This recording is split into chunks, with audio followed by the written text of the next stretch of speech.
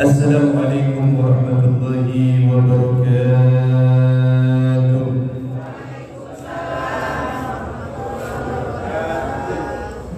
Bismillahirrahmanirrahim. Alhamdulillahi rabbil alamin. Alhamdulillahilladzi hadana bi abdihil muhtari man da'ana ilayhi bi idnihi qad nadana labbaika ya man dallana wa hadana. Salla alaika Allah bari'uka alladhi bika ya musaffa khasana wa habana. Segenap keluarga besar Abadayan dan Umi Nur, Bapak Muhammad Ali, adik semuanya, orang-orang tua kita, guru-guru kita, sesepuh kita, Bapak Haji Abdul Rahim, Bapak RT kita, Bang Olem, Bang Idi, Bang Santa, Mas Abdurrahman, Kiwawa, Bang Hending, semua daripada kaum bapak. Begitu juga semua daripada umi-umi kita, Umi Feria, Umi Intan, semuanya, kaum ibu, para pemuda, para pemudi, anak-anak sepupu sekalian yang dicintai oleh Allah Subhanahu wa taala. Mudah-mudahan semuanya panjang umur, amin.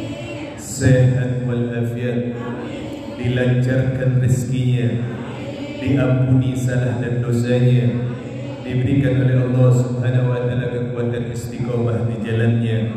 Mudah-mudahan kita tidak keluar dari tempat ini kecuali dosa-dosa kita diampunkan oleh Allah Subhanahu wa taala. Amin ya rabbal alamin. Alhamdulillah wa la kulli niyatin salihah wa kama nawassalafna salat siril Fatihah. Bismillahirrahmanirrahim. Alhamdulillahirabbil alamin. Rahmanirrahim. Maliki yaumiddin. إياك نعبد ونستعين اهدنا الصراط المستقيم صراط الذين أنعمت عليهم.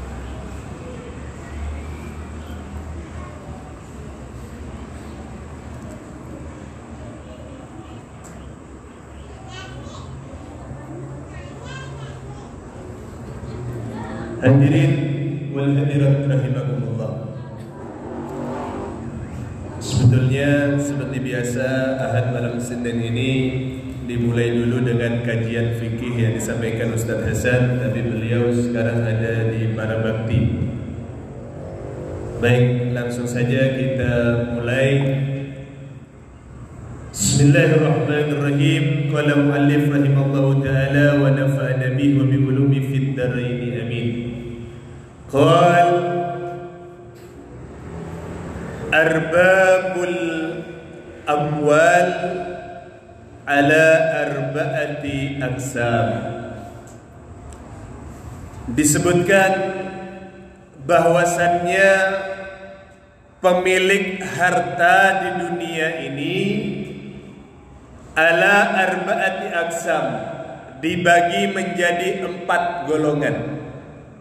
Orang yang punya harta di dunia ini dibagi menjadi 4 golongan. Yang pertama, minhum, daripada mereka, man ya'khuduhu, yang mana memperoleh harta itu, yang memperoleh hartanya min haramin, daripada harta yang haram. Jalannya dia dapat harta daripada jalan yang haram. Nyuri, nipu orang, rampok, macam-macam. Dari harta yang haram, jalannya jalan haram. Wa yasrifuhu, dan dia gunakan harta itu, harta yang dia dapat tadi itu dari jalan yang haram itu, fi haramin, dalam hal yang haram juga. Udah dapat nyolong, dipakai kemana? Ke tempat maksiat, mabok misalkan, atau ke tempat perzinahan. Oh, cocok sudah ini ya, dapatnya dari haram, dikeluarinnya juga buat yang haram. Hobinya kemana? Ke Parung, ya, situ. Nyari ikan lele ya.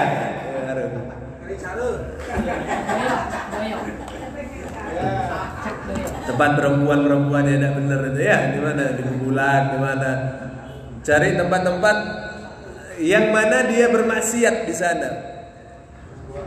Sudah dapatnya apa? Haram, dia salurkan lagi ke tempat yang haram. Wa hada yudhibu bihi ilan nar. Yang begini ini akan menggiringnya kemana? Ke nerakanya Allah Subhanahu wa ta'ala. Pinerakaan. Sudah dapatnya haram, disalurkannya, didonasikannya kepada yang haram lagi, mendukung daripada keharaman. Subhanallah. Wah, hebat ini. Pertama sudah jalannya haram, dia pakai untuk yang haram. Maka tempat kembalinya pasti nerakanya Allah Subhanahu wa ta'ala. Mudah-mudahan orang yang masih tersesat di jalan ini, di jalan yang haram, dikasih taufik hidayah oleh Allah, kemudahan rezeki sehingga dia bisa kembali kepada jalan yang halal dan menggunakan hartanya kepada jalan yang halal, insyaallah. Yang kedua, minhum, daripada mereka, man ya'huduhu, yang mana mengambil daripada hartanya, mencari daripada hartanya, min halal, dari apa? Dari jalan yang halal. Dia nyari jalannya yang halal, walaupun berat, walaupun sederhana. Dagang yang halal apapun, dagang nasi, ya, dagang tahu sama endok asin misalkan di terminal orang ya banyak ya, nyepir angkot, apapun, dagang,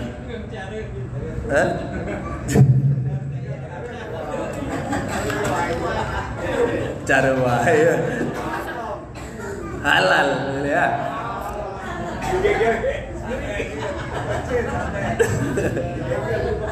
Jalannya adalah jalan halal, dagang, dia kerja sama orang ya dalam pekerjaan yang baik, yang halal, jaga toko kah, apapun, kerja di pabrik misalkan, jalannya yang halal.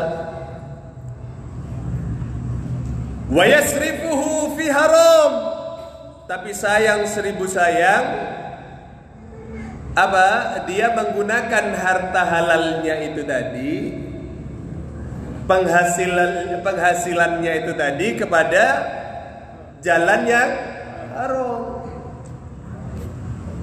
Dapatnya mah rezeki yang halal dari pekerjaan yang halal, tapi apa? Dia gunakan ke jalan yang haram. Capek-capek kerja sama orang di Jakarta, ya. Jadi apa? Cleaning service. Keren sudah namanya ya. Ngepel di situ ya. Enggak apa-apa, tapi halal, bagus. Seminggu udah ketemu keluarga. Ya enggak? Tidur di sana ada mesnya, pulang-pulang ke kampungnya malam Minggu anggur merah. Amer bahasa sekarang ya. Nyekek botol. Seminggu dah ketemu keluarga, seminggu dah ketemu ibunya, dah ketemu maknya, pulang-pulang beli minuman keras. Mentang-mentang pengen ngumpul sama temennya, begituan dicekek. Kangen 11 botol katanya ya. Subhanallah. Udah capek meres keringat jauh dari keluarga, yang dibeli narkoba misalkan. Sayang nggak? Sayang. Coba habis meres keringat, udah jauh dari keluarga, pengorbanan waktu ya, pengorbanan masa muda, dipakai hartanya itu buat nyenengin ibunya, nyenengin bapaknya. Bagus gak? Bagus. Ingat sama saudaranya, adiknya, kakaknya, Jadi tidak percuma ninggalin keluarga lama, gak percuma ninggalin apa? Kampung halaman, merantau dan sebagainya. Susah-susah dapat duit, sudah jalannya sudah benar, udah bagus, tapi begitu dapat duit lupa. Dia pakai ke jalan yang haram. Wa hadza yudhibu bihi ilan nar. Yang begini sama akan digiring oleh Allah Subhanahu wa taala ke nerakanya Allah Subhanahu wa taala. Saya udah capek-capek kerja neraka gini, tetap jalannya masuk neraka. Rugi gak? Jujur jawab, rugi gak? Rugi. Masa muda habis, jauh dari keluarga, tapi ujung-ujungnya neraka. Inna lillahi wa inna ilaihi rajiun. Makanya jangan capek-capek ingetin anak-anak muda kita, ingetin remaja-remaja kita, ingetin anak cucu kita. Sekarang sebagian besar daripada anak-anak kita merantau ya. Minimal ke Jakarta kerja, seminggu sekali pulang. Ingetin, sholatnya diingetin, ibadahnya diingetin. Bilang, nak, dek, walaupun sesibuk apapun jangan lupa sholat, biar berkah. Ingetin, sesibuk apapun jangan tinggalin Allah. Karena kadang dia baik di mana? Di rumahnya baik, di kampungnya baik, tapi karena pergaulan, karena kumpul sama orang yang kurang baik, akhirnya ke bawah. Ya enggak? Awalnya di kampungnya mah gak pernah minum model begitu, tapi di tempat kerjanya di mana? Kumpul sama temen-temennya, apa bahasa Sundanya, dicekokin ya, kata orangnya dicekokin. Hargaan seetik.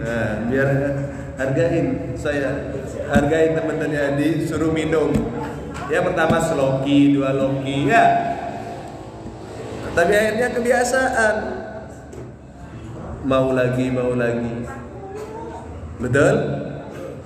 Makanya ingetin anak-anak muda kita, jangan apa? Jangan sampai terjerumus kepada hal yang demikian. Kalaupun sudah terjerumus, ajak mereka kepada kebaikan. Ingetin sama Allah, dia diciptakan sama Allah, harus kembali sama Allah, jalannya harus benar. Ingat sama orang tua, ingat sama kampung halaman, ingat sama orang-orang yang didik dia, guru dia dan sebagainya. Insya Allah. Jadi yang kedua, apa tadi? Jalannya jalan halal, tapi apa? Dia pergunakan hasil yang dia peroleh dari yang halal itu kepada sesuatu yang haram. Maka di mana tempat kembalinya? Neraka. Oh kan halal beb, beda sama haram. Setengah meren nerakana, setengah Allah sallallahu. Betul? Yang ketiga, minhum, daripada manusia, daripada mereka, man ya'khuduhu, yang mana dia memperoleh, yang mana mereka mengambil, min haramin, daripada apa? Jalan yang haram, jalannya jalan haram. Wa yasrifuhu fil halal, tapi dia salurkan apa hasil haramnya tadi itu kepada jalan yang halal. Bu, lanjut.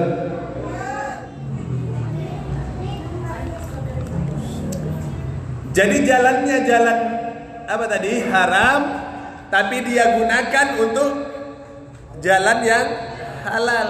Gunakan hartanya itu tadi untuk sesuatu yang halal. Ngerampok dia, tapi hasil rampoknya buat bangun masjid. Nyuri dia, tapi nyurinya buat ngasih nafkah anak istrinya misalkan. Nah tanya, bangun masjid halal gak? Bagus gak? Ngasih makan anak istri halal gak? Halal.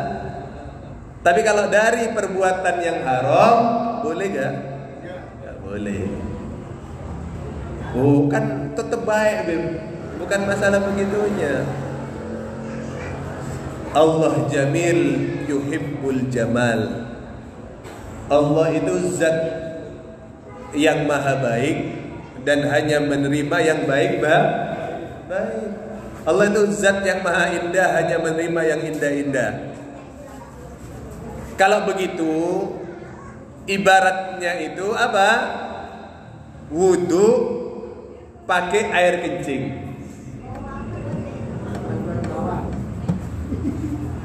Wudu sama-sama air, tapi air kencing. Kumaha? Bisa gak? Tidak bisa. Betul.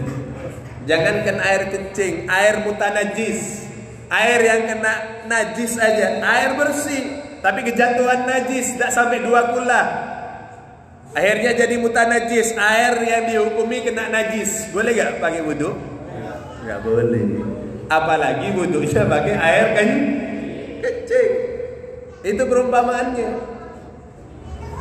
Niatnya mah bagus, tapi yang dipakai sesuatu yang tidak bagus, nggak boleh. Betul. Oh, ini kan amal baik. Kenapa harus apa? Harus dibatasi amal baik? Bukan. Kau salah dalam penempatan. Betul. Maka jangan dibuat alasan. Sesuatu yang baik harus dimulai dengan yang baik juga. Jangan sekali-kali tawar-menawar sama Allah Subhanahu wa ta'ala. Oh, meren kalau hasil nyolong tapi ditaruh ke masjid, dihampura meren ke Allah. Betul. Bukan begitu konsepnya. Betul? Jangan. Makanya Anda juga ingatkan di sini, terutama juga bagi keluarga. Di dalam keluarga ini harus ada saling menguatkan antara suami istri, antara anak kepada ayah atau kepada orang tua. Ini penting. Harus sama-sama apa ya? Saling menerima keadaan. Kalau bahasa agamanya itu qanaah. Apa bahasanya? Qanaah. Qanaah itu menerima apa yang menjadi ketentuan Allah Subhanahu wa ta'ala. Maaf, Bu, lanjut.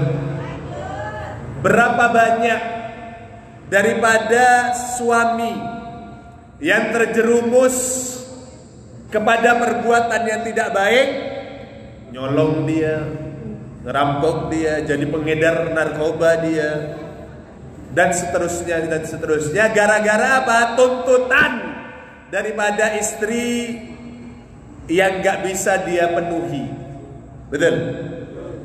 Gara-gara tetangganya punya sepeda motor baru, si istrinya ngerengek minta sepeda motor baru, sampai gak nyapa sama suaminya. Kata istrinya, kalau belum dibeliin sepeda motor baru gak usah pulang.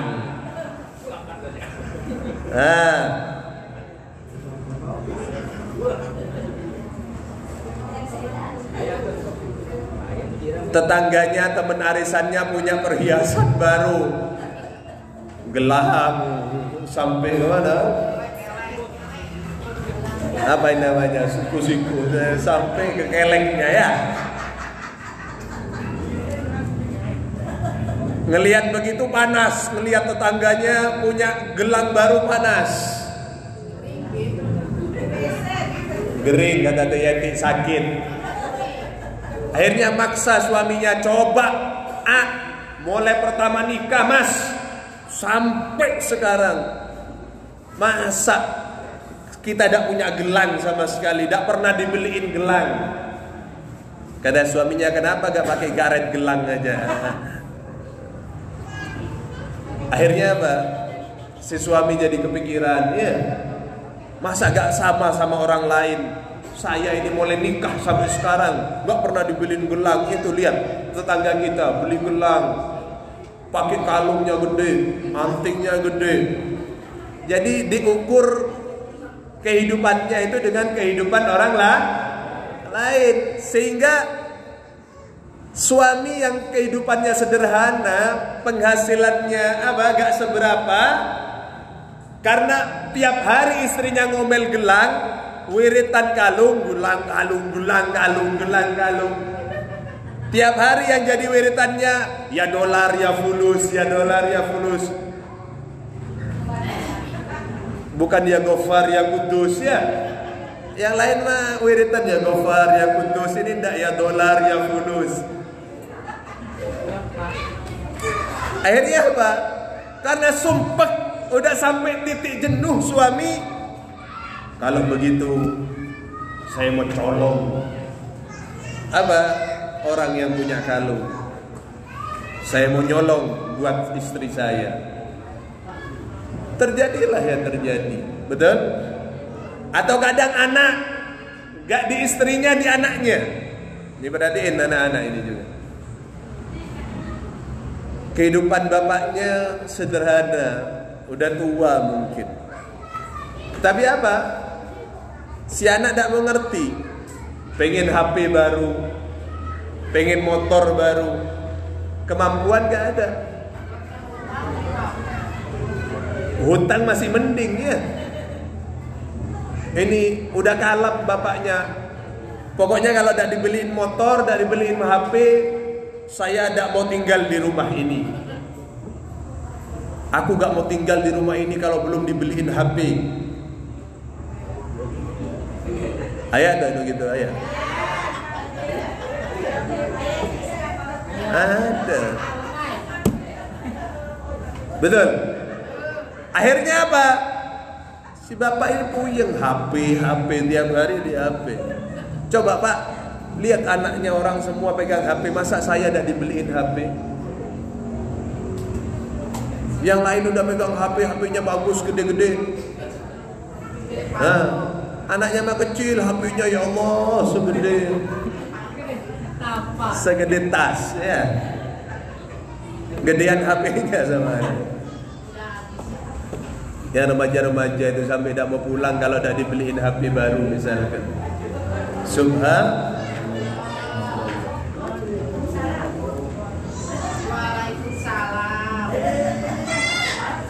Waalaikumsalam.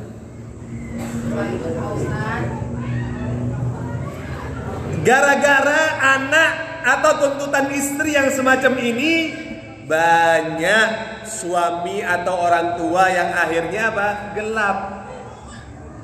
Ya enggak tega sama anak, enggak tega sama istri. Anak tanya, beliin HP halal enggak? Halal. Beliin motor halal enggak? Halal. Beliin perhiasan halal enggak? Tapi karena yang halal tersebut tidak tahu keadaan, orang bisa terjerumus kepada yang haram. Akhirnya nyarinya dari yang haram untuk memenuhi yang halal tersebut. Wa hadza yudhibu bihi ilan nar aidon. Yang ini sama digiring juga sama Allah Subhanahu wa taala kepada neraka. Kesian. Hati-hati. Jangan karena hal-hal yang semacam ini nanti satu keluarga masuk neraka. Betul? Sudah terima apa yang menjadi ketentuan Allah, terima. Apa yang menjadi garisan Allah, terima. Belum tentu. Kalau kita sama orang lain, kita bahagia. Betul? Siapa yang bilang orang kaya itu pasti bahagia? Siapa bilang? Siapa yang bisa jamin orang yang banyak duitnya itu pasti bahagia? Siapa? Betul? Siapa yang jamin orang miskin gak bahagia? Siapa? Gak ada. Kebahagiaan itu, ketenangan itu bukan karena harta, bukan. Bukan karena duit, bukan. Betul. Kalau karena harta orang itu bahagia, yang paling bahagia mungkin yang namanya Korun dulu. Nah, Korun itu sampai sekarang terkenal sampai ke Indonesia. Korun itu tinggal zamannya Nabi Musa dulu. Orang kaya luar biasa. Tapi dibalik semua hartanya di apa? Serumahnya semua, ya istananya dibalik sama Allah Subhanahu wa taala ke dalam tanah. Makanya kalau orang nemu duit, nemu apa? Nemu harta di dalam tanah, apa kata orang? Nemu harta karun. Korun itu sebetulnya. Kalau harta ukurannya itu ya korun itu mungkin termasuk orang yang paling bahagia, betul? Tapi nyatanya korun bahagia nggak? Enggak dilesep dalam tanah. Musnah dia, betul? Kalau karena pangkat, karena jabatan orang bahagia, Fir'aun paling bahagia, betul? Fir'aun ini raja yang sangat luar biasa. Dari hebatnya dia sampai dia ngaku ana rabbukumul a'la. Aku Tuhanmu yang paling tinggi. Dari hebatnya dia. Tapi nyatanya apa? Tenggelam dia di Laut Merah, ya enggak? Makanya jadi pejabat jangan sombong-sombong. Bukan apa? Bukan sebab kebahagiaan punya apa? Punya jabatan, enggak. Betul. Kalau karena mobil orang bahagia, enggak ada apa? Enggak ada jaminan. Mobilnya banyak, mewah-mewah, makin pusing. Betul. Pajaknya satu mobil mewah 7 juta, 8 juta. Anda dikasih mobil tuh. Pajaknya belum dibayar 3 tahun. Dicek 52 juta. Pajak doang. Embung tadi bayar baik. Nanti kalau dapat mending Anda beli beras ya. Subhanallah. Coba orang yang mobilnya banyak, yang mewah-mewah tuh 7 juta, 8 juta satu mobil, punya 10 mobil, tiap tahun keluar 70 juta. Iya enggak? Oh ya banyak duitnya Beb, miliaran. Iya, tapi pusing, pasti.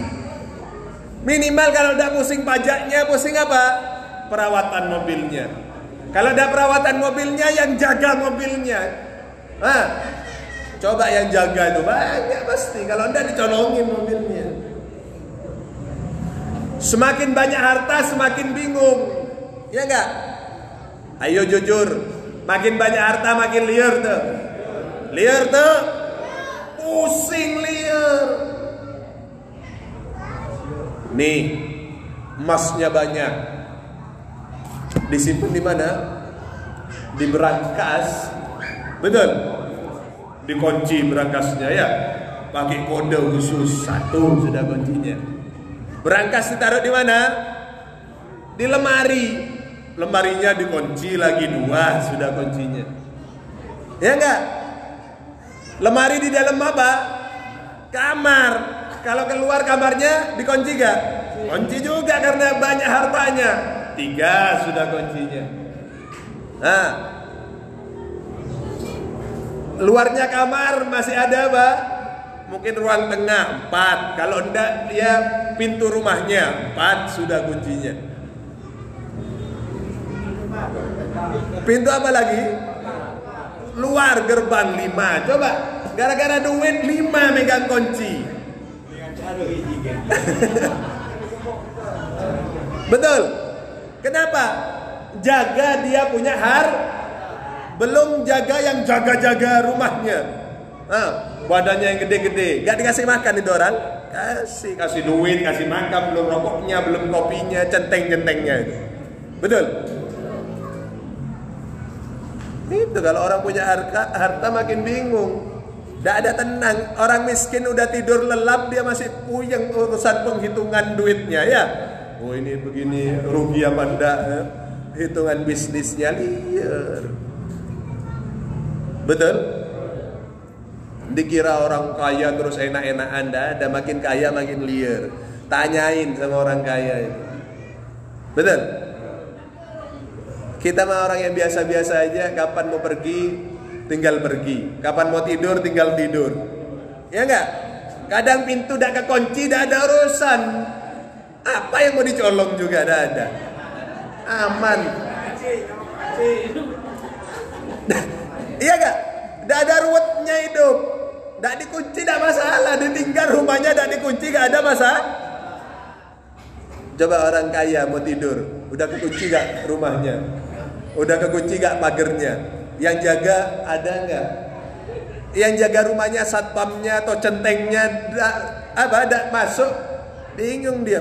Tak asup kumaha ya, nyari lagi ya tukang jaga. Ya nggak? Itu kehidupan. Subhan. Artinya bukan tidak boleh kaya, boleh silahkan. Tapi yang namanya kekayaan itu pasti dipertanggungjawabkan di sisi Allah Subhanahu wa ta'ala. Jadi yang keberapa tadi? 3 ya.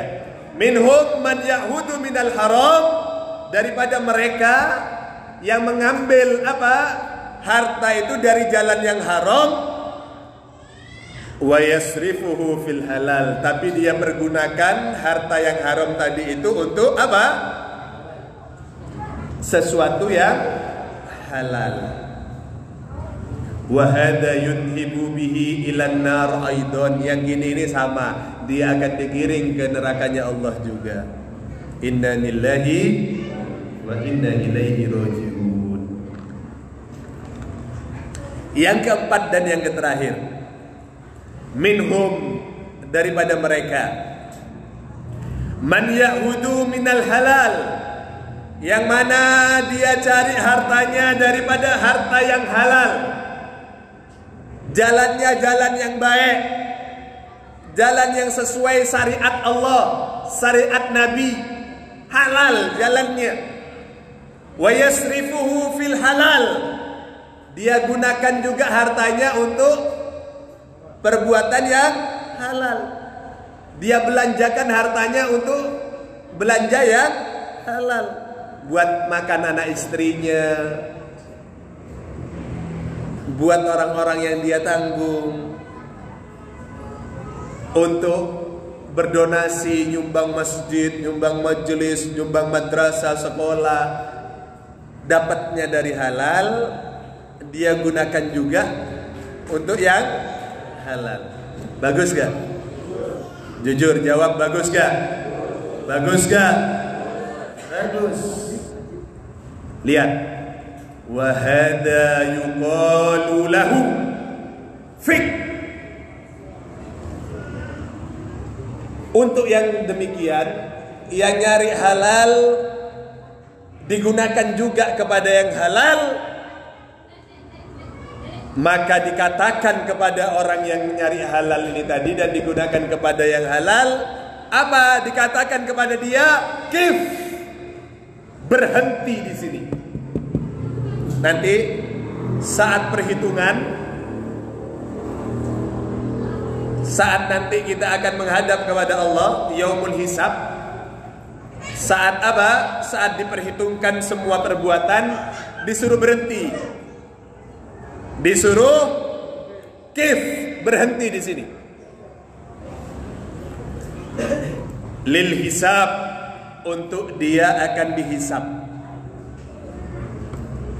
Dari mana hartanya diperoleh? Buat apa? Dari mana sumbernya?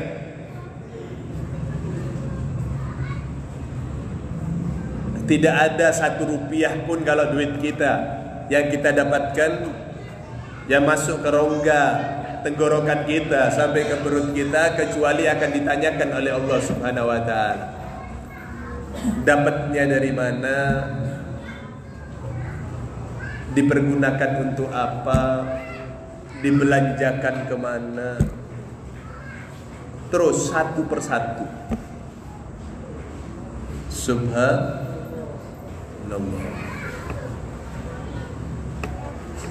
Kalau yang halal aja begitu modelnya, hisabnya itu lama, dipertanyakannya sama Allah lama, gimana keadaan orang-orang yang berbuat mencari harta yang halal aja urusannya lama, apalagi yang haram.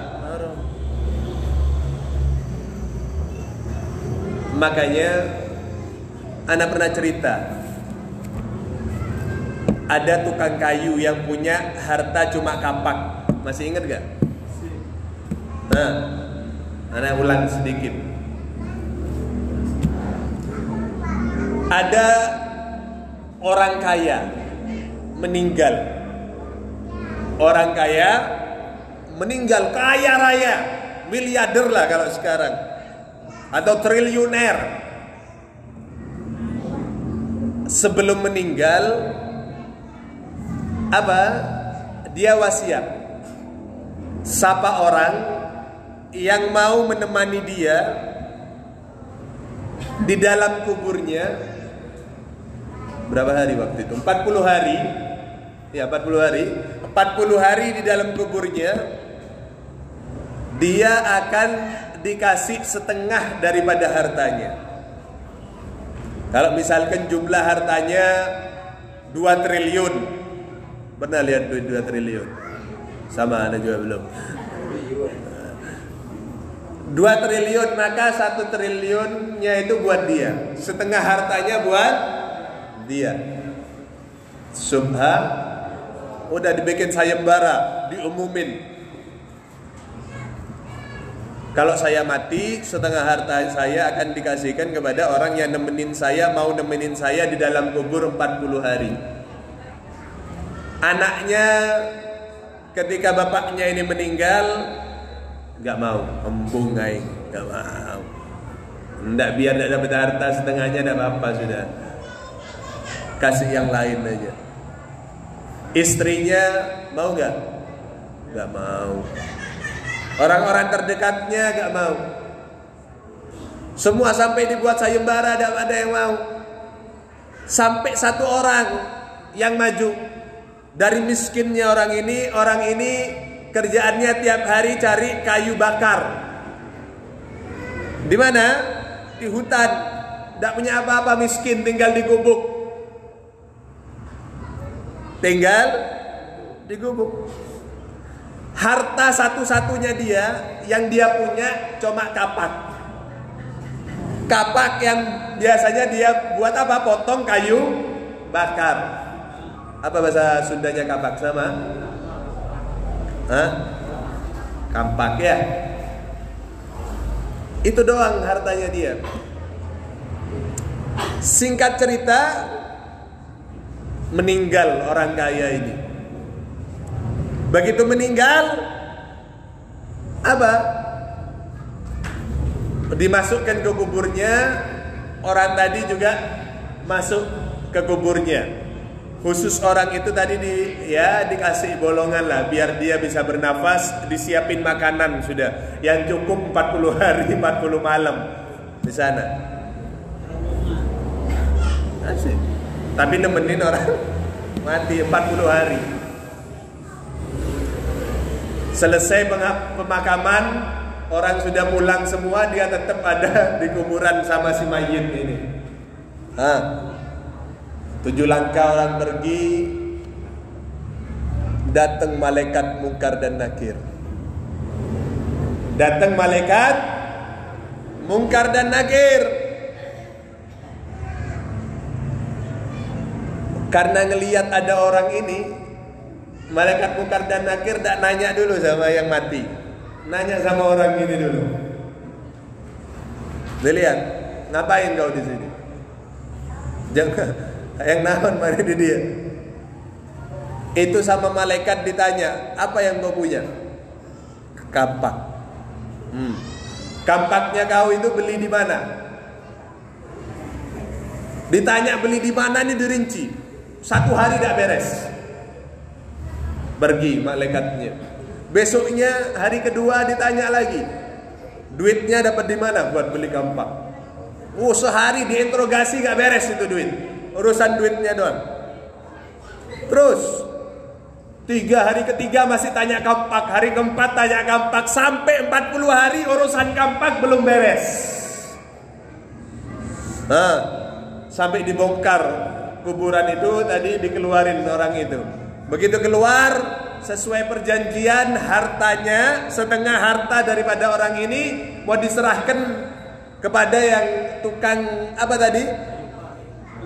Tukang kayu tadi. Kata orang itu, "Bungaingmu.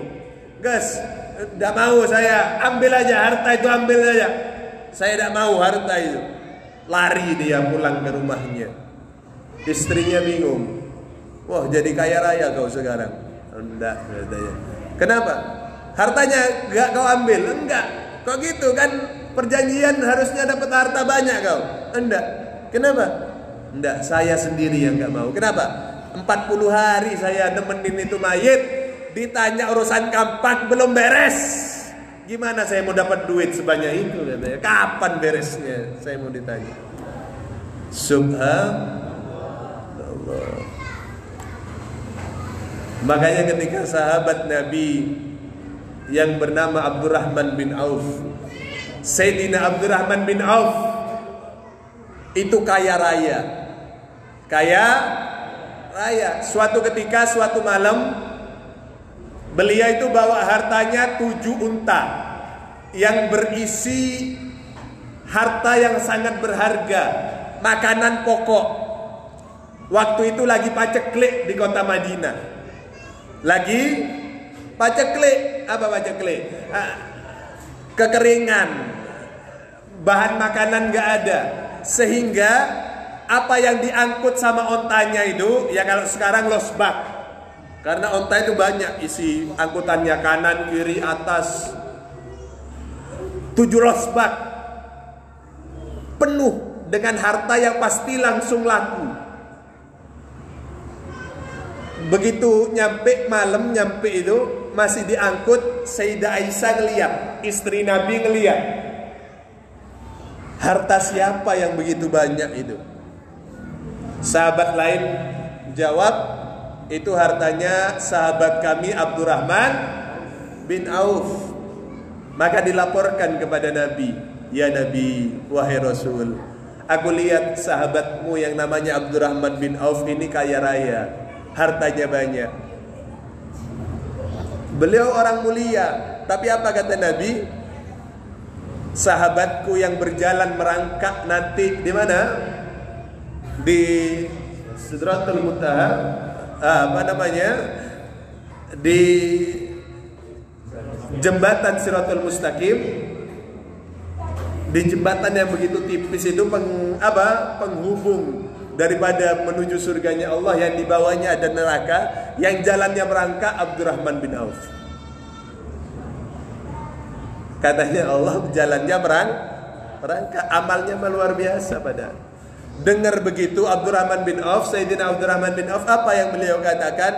Kalau begitu seluruh harta yang diangkut oleh onta itu dan ontanya sekalian aku sedekahkan kepada fakir miskin kota Madinah. Subhanallah. Intinya harta itu tidak menjamin kita bahagia di dunia. Betul. Dan pemilik harta itu walaupun dicarinya dari halal, pasti nanti bakal dipertanyakan oleh Allah. Dari mana, untuk apa, digunakan kemana, dibelanjakan kemana, satu persatu pasti dirinci. Makin banyak hartanya, makin banyak daripada apa? Pertanyaannya. Makanya kita punya guru dulu, anak ingat Habib Hasan bin Ahmad Baharun. Itu sebelum meninggal dikumpulin semua anaknya. Pesantrennya luar biasa besar. Sekarang muridnya itu tidak kurang 12.000 muridnya. Dikumpulin anak-anaknya. Ada Abu Yazin sekarang yang meneruskan, ada Habib Segaf Baharun, dan seterusnya banyak anaknya, Habib Husin, Habib Ali. Dikumpulin semua anaknya. Kata beliau, kalau bahasa sederhananya begini, Abi kayaknya sebentar lagi akan bepergian jauh. Lalu apa kata beliau? Abi ini sudah titipkan kepada kalian ilmu. Sudah titipkan ilmu. Pondok ini bukan semua sumbangan orang, bukan. Banyak juga harta Abi yang ada di sini. Yang buat pembangunan ini harta Abi juga banyak. Tapi Abi sudah sudah wakafkan semua untuk jalan Allah Subhanahu wa ta'ala. Abi gak ninggalin kalian harta, tapi Abi ninggalin kalian ilmu. Jadi diriwayatkan beliau sebelum meninggal itu sudah kasihkan semua hartanya, bajunya, semuanya. Tidak punya apa-apa lagi beliau. Semua pokoknya hartanya semua sudah diserahkan kepada orang. Sudah bukan menjadi milik beliau lagi. Apa tujuannya? Agar nanti ketika meninggal sudah ada beban daripada harta. Gitu. Jadi intinya, ayo, gak apa-apa cari harta, tapi untuk kemaslahatan kita di akhirat. Karena akan dipertanyakan, semua itu akan dipertanyakan di sisi Allah Subhanahu wa ta'ala.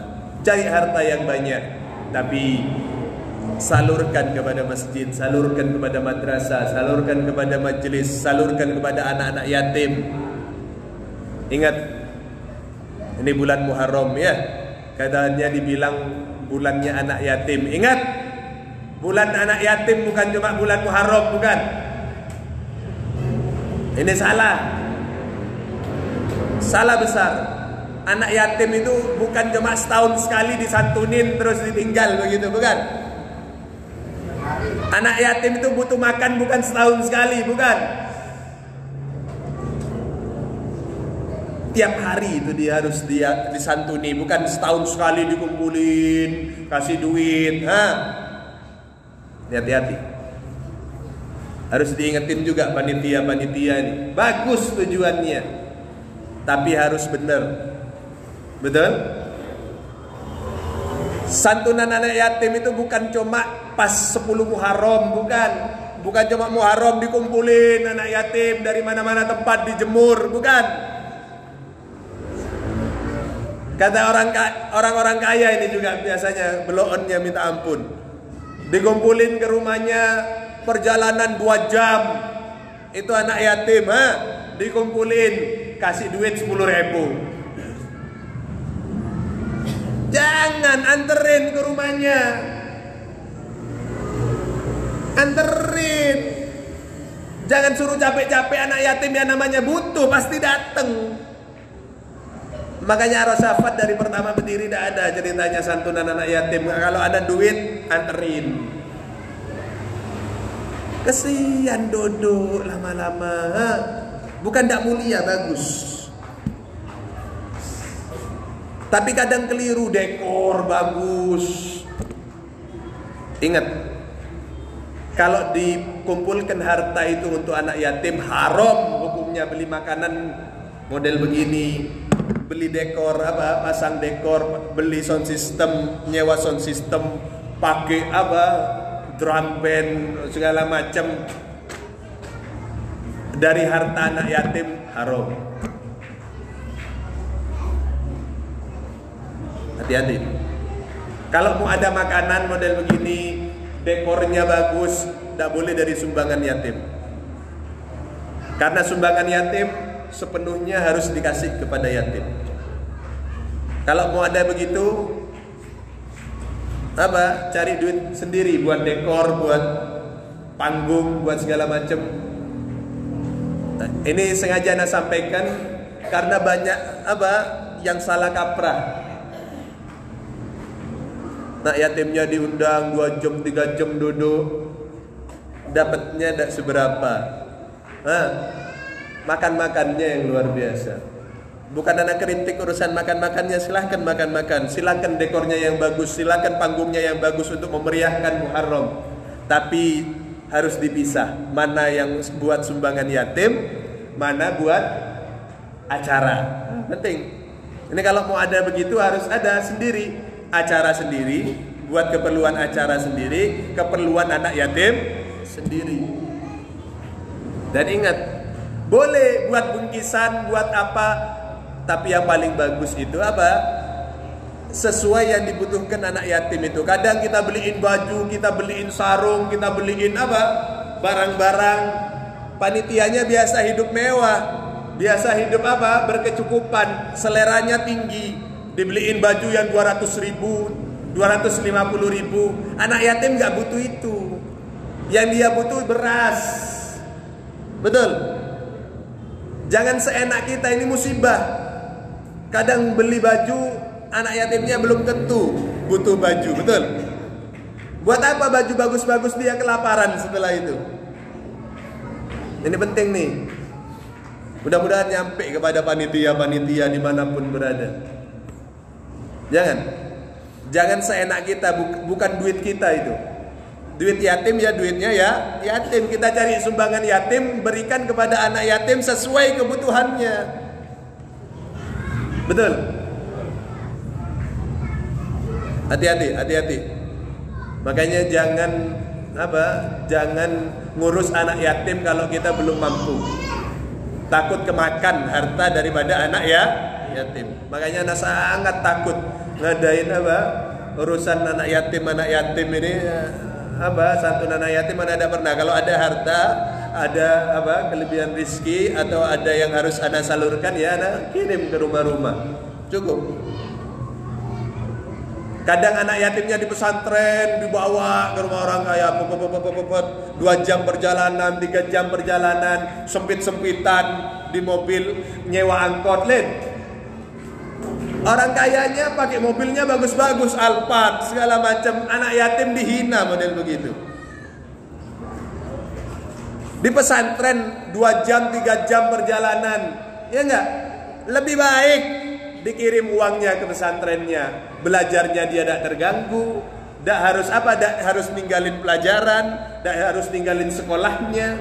Betul? Sekali lagi bukan tidak bagus peringatan semacam itu, tapi lihat maslahatnya. Betul? Gak apa-apa mau ngadain begitu, gak apa-apa. Ya mungkin nanti harus kalau ada keluasan rezeki, kalau sesuai dengan syariat kita akan ngadain, tapi harus benar. Mana buat anak yatim hartanya, mana buat acaranya, mana buat keperluan ustadz-ustadznya yang diundang, mana keperluan buat makan-makannya, harus beda dengan harta anak yatim. Sekarang belum mampu mungkin kita, nanti aja. Bukan takut kecampur. Takut kecampur. Insya Allah. Dan ini penting. Sengaja saya sampaikan karena lagi zamannya nih, lagi bulannya ini anak yatim ya. Yatim itu ukurannya balik. Lanjut. Sedikit Bu ya. Yatim itu ukurannya balik. Balik itu berapa usia balik? 9 tahun. 9 tahun itu bisa dinyatakan balik kalau dia sudah keluar daripada air mani. Dia sudah ihtilam 9 tahun, laki-laki maupun perempuan, dia sudah balik. 9 tahun dia gak keluar daripada air mani, tunggu 10, 11, 12 sampai 15. Tidak keluar air mani 15 berarti dia sudah balik secara umur. Balik secara umur. Laki-laki perempuan hitungannya mani. Atau kalau perempuan haid dia menstruasi 9 tahun. Sudah menstruasi berarti dia sudah balik. 10, 11, 12 kalau tidak menstruasi sampai 15. Setelah 15 maka dia balik secara umur. Nah, yang ana ingin sampaikan di sini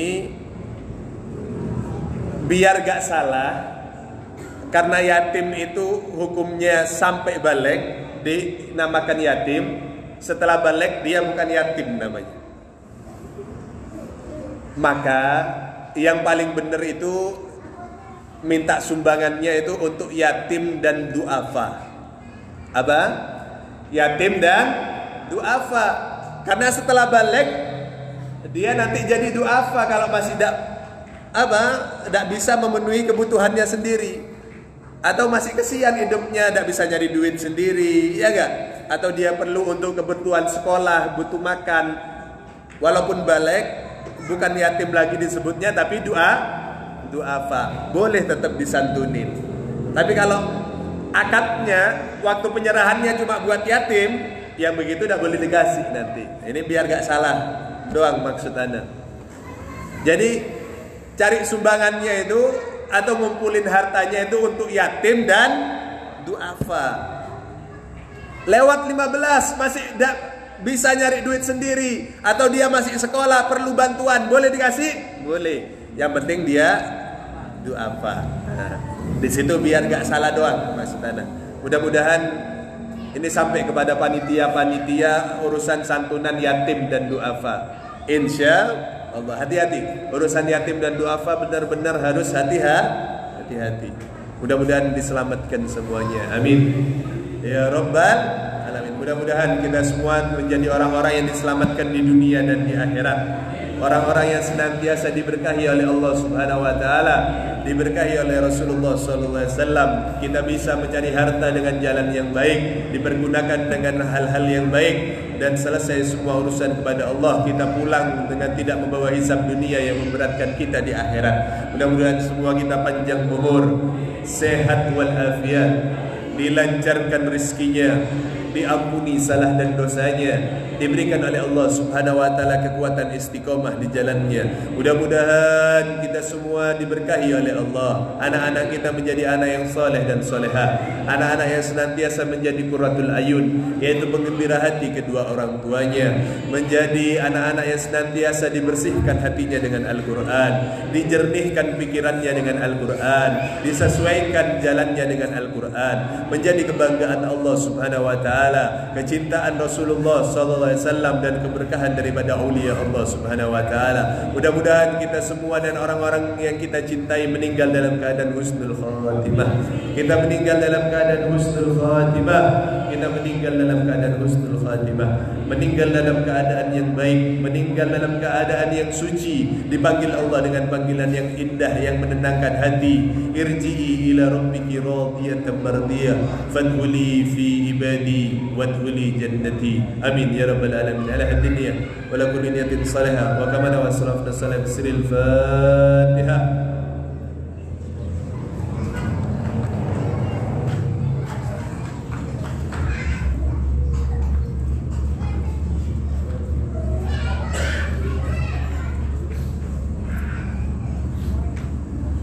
Dari Al-Fakir cukupkan sekian. Nanti kita minta doa kepada Bang Noh. Akhirul kalam billahi taufiq wal hidayah wa ridha wal hidayah. Assalamualaikum warahmatullahi wabarakatuh.